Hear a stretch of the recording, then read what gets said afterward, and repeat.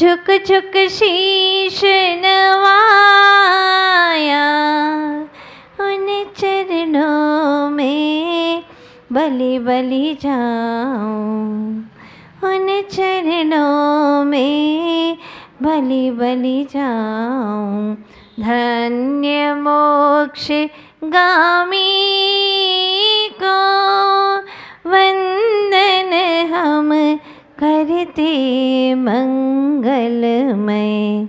विद्या सिंधु स्वामी को वंदन हम करते मंगलमय।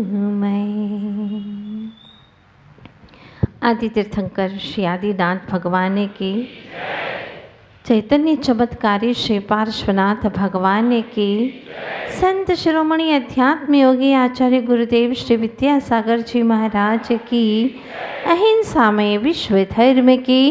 बोलिए हरिका रत्न पूर्णमती माता जी की, बोलिए हरिका संघ की। भव्य जीवो, समूचे सागर को उंडेल सकूं इतनी क्षमता तो मेरे पास में है नहीं। बस एक छोटी सी विद्या की गागर उंडेलने की क्षमता गुरु से ही लेकर आई हूँ। समूचे सूरज को उगा सकूं इतनी क्षमता तो मेरे पास में है नहीं, किंतु एक छोटा सा विद्या का दिया जला सकूं वो क्षमता मैं गुरु से ही लेकर आई हूँ। समूचे सीप के मोती बटोर कर आपको दे दूं इतनी क्षमता तो मेरे पास में है नहीं, किंतु विद्या समंदर के एक छोटा सा ज्ञान सीप का मोती आप लोगों तक पहुंचाने की क्षमता गुरु ने ही मुझे प्रदान की है। स्वानुभूति की तान छेड़ सकूं वो क्षमता मेरे पास में नहीं है, पर आपके हृदयांगन में एक श्रद्धा की तान छेड़ सकूं इतनी क्षमता मुझे गुरुदेव ने दी है। सीधे सिद्धालय में तुम्हें बिठा दूं इतनी क्षमता मेरे पास में नहीं है, लेकिन सिद्धों के लघु नंदन आचार्य गुरुवर श्री विद्यासागर जी महाराज के चरणों तक भेज सकूं इतनी क्षमता गुरुदेव ने मुझे दी है। ये सारी क्षमता वो ही देते हैं, है मेरे पास में लेकिन उद्घाटित नहीं हुई थी। चाहे कितनी ही दौलत हमारे पास में हो, लेकिन हमें पता ही नहीं अपनी दौलत का। जैसे भिखारी जिंदगी भर भीख मांगता रहा, उसका मरण हो गया, नगर पालिका के कर्मचारी आए, वहाँ भयंकर बदबू आ रही थी क्योंकि वर्षों से वहीं पर बैठा बैठा भीख मांगता रहता था। लेकिन जैसे ही उस ज़मीन को साफ किया गया, कर्मचारियों के द्वारा सफाई करवा दी गई और गंदगी बहुत ज़्यादा थी, कुछ गड्ढा खोदा गया ताकि सारी बदबू खत्म हो जाए। ज़्यादा नहीं, सिर्फ 2 हाथ का गड्ढा खोदा था। आश्चर्य, वहाँ 1 नहीं 2 नहीं 3 सोने के गढ़े गढ़े हुए थे और उसमें स्वर्ण की अशर्फियाँ, स्वर्ण की। हमने तो अपना माथा ही पीट लिया ना। ओहो, भिखारी जिंदगी भर उसी स्थान पर भीख मांगता रहा। काश एक बार खोद करके देख लेता वहीं पर, तो काहे को भीख मांगनी पड़ती। बस उसी तरह से एक बार तू भी अपनी अस्मिता को जान लेता, पहचान लेता, तो ये विषयों का भिखारी क्यों बना पड़ता, क्यों बनना पड़ता, क्यों इंद्रियों का दास और मन का गुलाम बनना पड़ता तुझे। किसी की दरकार न होती, तू स्वयं ही त्रिलोकीनाथ है। तुझमें 3 लोक की जड़ संपदा से बहुमूल्य अनमोल चैतन्य धन संपदा तेरे भीतर में भरी पड़ी है। अनंत वैभव, अनंत शक्तियाँ, तू स्वयं ज्योतिर्पुंज है। जिस दिन तुझे विश्वास होगा तो फिर दूसरों के सामने तू इस तरह से झोली न फैलाएगा। आज तक कितनी झोलियाँ फैलाते रहे, तुम मुझे कुछ दे दो, तुम मुझे कुछ दे दो।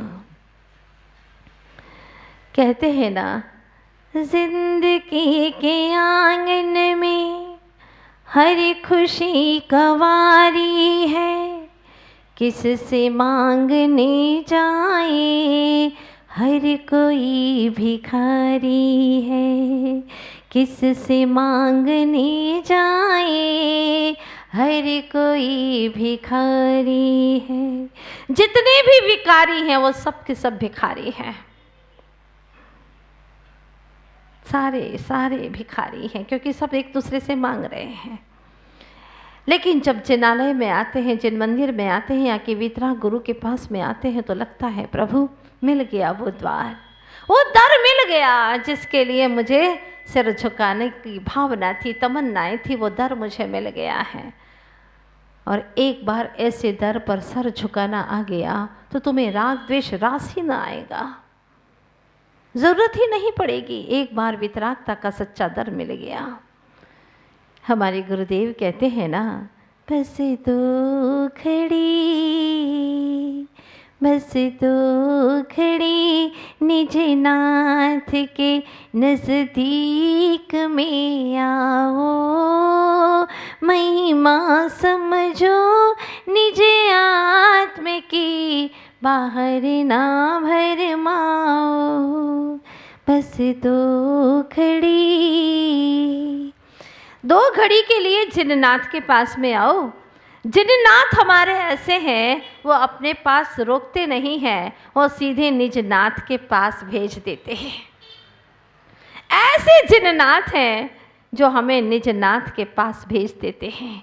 लेकिन आज तक जिननाथ के पास में बिना कुछ मांगे, याद करो कोई ज़िंदगी का ऐसा दिन आया आपका जब आपने आकर के यहाँ सिर्फ और सिर्फ वितरागता का गुणगान किया हो और उनके गुणों में तुम्हारा उपयोग तल्लीन हो गया हो।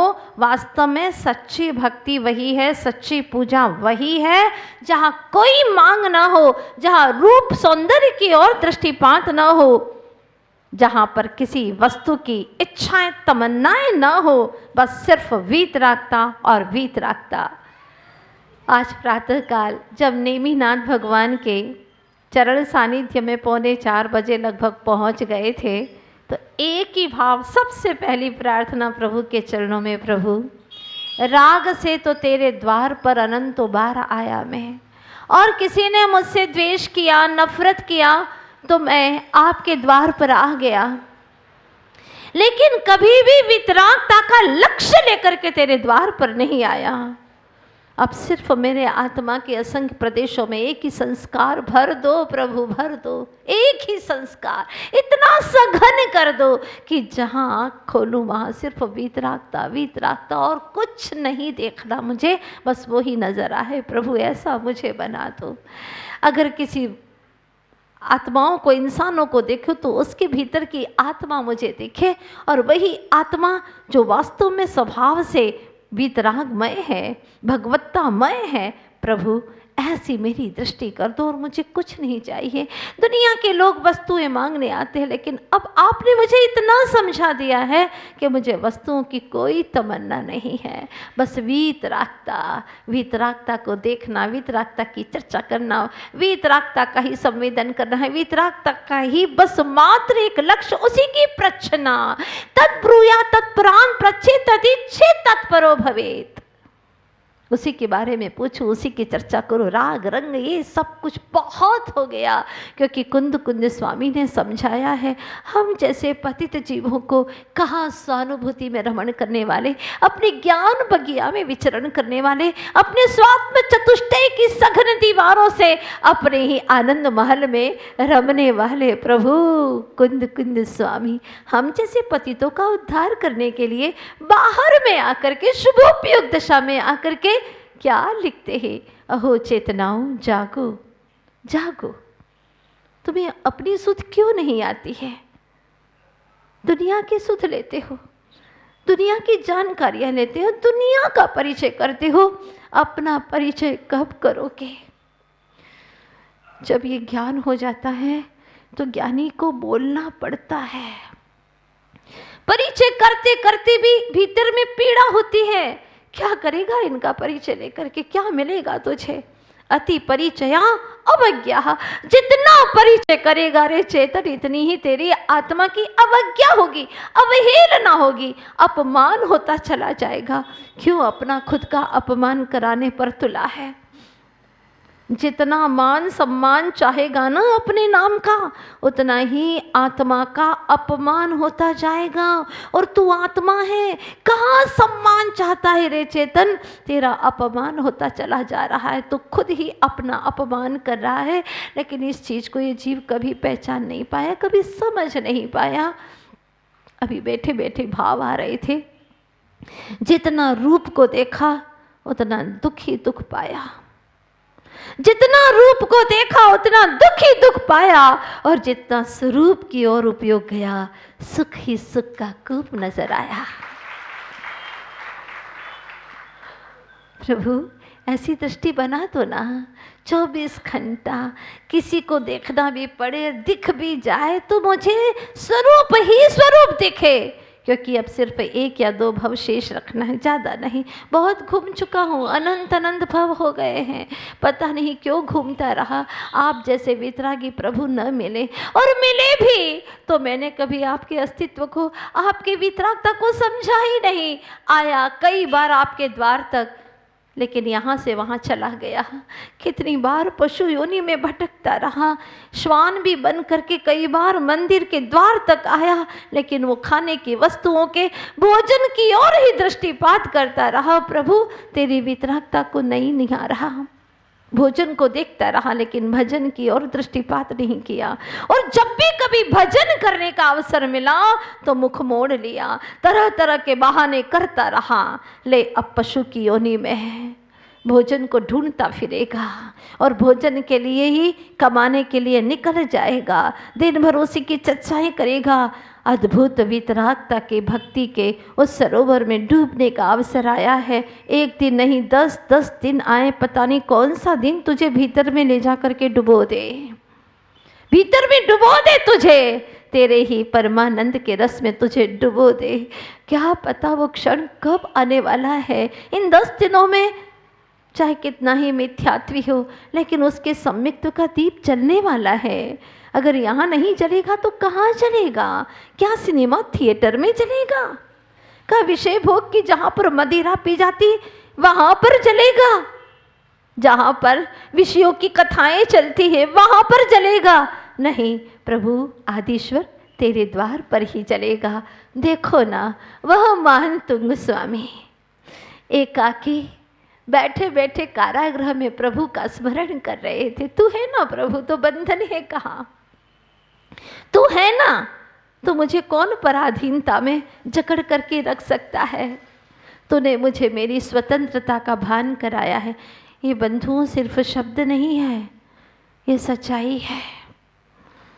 जब महान तुंग स्वामी को उन बेड़ियों और हथकड़ियों से कस कस करके बांध करके रख दिया था, झंगाएं छिल गई थी, छिलने दो, लेकिन भीतर से कर्म छिल रहे थे, बोथरे हो रहे थे, आत्मा से संबंध टूटता जा रहा था। कह रहे थे प्रभु आदिश्वर को कि हे आदिश्वर, आप कि जब मैंने स्तुति शुरू की तो तम तम कह करके की थी, उनको उनको तम प्रथमम, वो प्रथम आदिश्वर को प्रणाम करता हूँ। लेकिन जैसे जैसे आगे बढ़ते गए फिर कहते गए त्वम, आपको, आपको, आप सदृश हैं मेरे। हाँ प्रभु, मैं आपकी स्तुति करूँगा, उनकी स्तुति करूँगा। अब नहीं कहते, अब कहते मैं आपकी स्तुति करूँगा, क्योंकि 1-2 श्लोक की रचना हुई और आदिश्वर समक्ष आ गए। दिखने लगे कारागृह में भी आपको जिनालय में भगवान नहीं दिखाई देते, उनको कारागृह में भगवान दिखाई देने लगे, जहाँ चारों ओर से बंद किए हुए साकलें लगी हुई हैं, और इतना ही नहीं बड़े बड़े अलीगढ़ के ताले लगा दिए हैं। लेकिन भक्ति एक ऐसा अद्भुत प्रवाह, ऐसा रसायन है कि जिसमें बिना छुए बिना स्पर्श किए ही अपने आप ताले टूट जाते हैं। लेकिन शर्त यह है कि भक्त ताले तोड़ने के लिए भक्ति न करे, भक्त सांकले तोड़ने के लिए भक्ति न करे। डूब गए, ऐसे डूब गए, पता ही नहीं चला सांकले कब टूट गई, ताले कब टूट गए, ये तक पता नहीं कि 48वें नंबर के उस कक्ष में बैठे जिन्हें बंदी बना करके रखा गया है और निर्बंध चेतन आत्मा का अनुभव करते करते करते कब प्रभु आदिश्वर के चरणों में ऐसे लीन हो गए कि निज आत्म तत्व का दर्शन होने लगा। स्वानुभूति की तान छिड़ गई, भक्तामर से एक तान हो गए और ऐसे लीन हो गए कि भक्त के अंदर भगवत्ता प्रकट होने लगी। वाह क्या क्षण था।